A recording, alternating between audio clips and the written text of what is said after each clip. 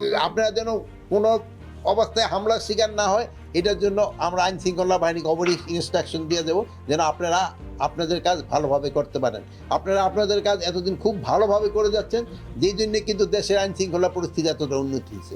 আর আপনারা সবসময় সঠিক সংবাদ পরিবেশন করেন জন্যই কিন্তু দেশবাসী লাভবান হয়। প্লাস আপনাদের একটা অনুসন্ধান সাংবাদিকতা আছে, ওটার আপনারা চালায় দেখবেন।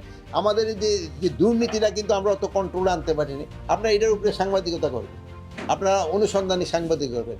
ইভেন আপনারা এটা দেখবেন যে আমার আত্মীয় স্বজন কোনো দুর্নীতি করতেছে কিনা, আমার নাম ব্যবহার করে আপনারা এটার ব্যবস্থা নেবেন। আর আমি একবারও বলছিলাম যে আমি যদি কোনো অবৈধ আদেশ দিই, আমার আন্ডার কমান্ড যেন না মানে।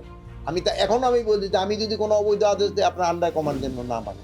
আমি কোনো রিক্রুটমেন্টের ক্ষেত্রে কারো জন্য রিকোয়েস্ট করছি কিনা, যদি হয় আপনারা অনুসন্ধানী সাংবাদিকতা করে এটা প্রকাশ করে দেবেন। তো আমি যেমন সাবধান হব, আমার আন্ডার কমান্ডও কিন্তু ওইভাবে সাবধান হবে। যদি যদি এই দুর্নীতি এবং মাদক এই দুইটা কিন্তু সমাজ থেকে আমাদের যতদিন পর্যন্ত নির্মূল না করতে পারবো, ততদিন পর্যন্ত কিন্তু সমাজকে সামনের দিকে আগে নিয়ে যাওয়া ডিফিকাল্ট। আইন শৃঙ্খলা পরিস্থিতি সুসংগঠিত হয়েছে এবং হবে, দুইটাই হলো। মানে আমরা চেষ্টা করে যাচ্ছি, এই জন্য কিন্তু বিভিন্ন ধরনের প্রশিক্ষণ দেওয়া হচ্ছে।